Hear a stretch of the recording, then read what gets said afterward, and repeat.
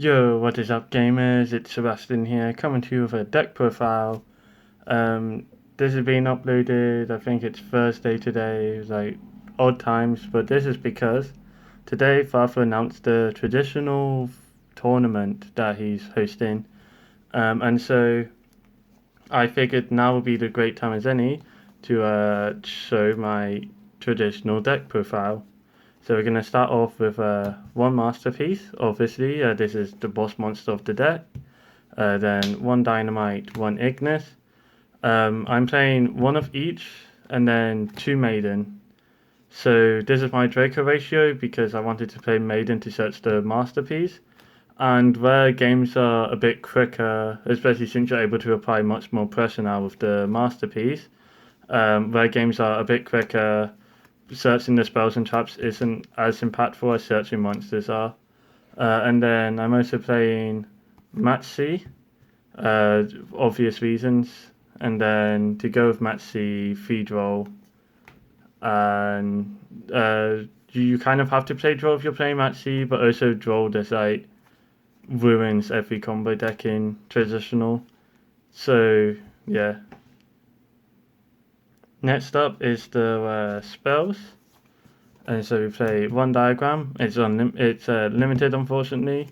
Then we play one terraforming. So we're playing like two diagram really, but yeah, unfortunately this is limited, which does kind of hurt, but it's like fine. Like the deck's still really good in trad. And then next is triple two Draco heritage. I play like three of both of the Draco spells. I think this is correct because like the seeing the Draco spells is good, especially where you only have one diagram now.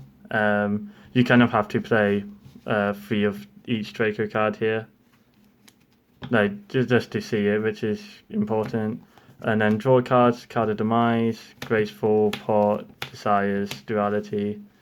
Pot and graceful is great cards in this. I'm playing one desires because like with demise limited, I can't play two demise, so I kind of have to play another draw card. This could be something else if you really want it to, but I feel like desires was perfect for this spot. Demise went to one, that doesn't hurt too much, but like, yeah, I would still like to be able to play two demise in this, but unfortunately we can't. And then also for the rest of the spells, confiscation and forceful sentry. These both look at your opponent's hand, which gives you hand knowledge, which is really strong, especially in this format. And you're also able to like pitch cards that they can use against your board, which is also really great for this format. And now next up is traps. So again, you have to play three Apocalypse, and then also the one return. It's limited. Yeah, it's unfortunate that we can't play Masterpiece with more than one return, but like, this is fine. For the Draco like trap ratio, Apocalypse is still really strong in this format. And then next, free Erupt, Floodgates are fun. Free Anti-Spell and Imperial Order. In traditional, all the broken cards are spell cards, so you kind of have to play just like as much anti-spell cards as you can. So I'm playing like free anti-spell Imperial Order, and that deals with like Heavy Storm, Harpy's Feather Duster, Pot of Greed, Graceful, like all the broken spell cards you just deal with. More Floodgates, Raw Oppression, this card's banned, so it's good.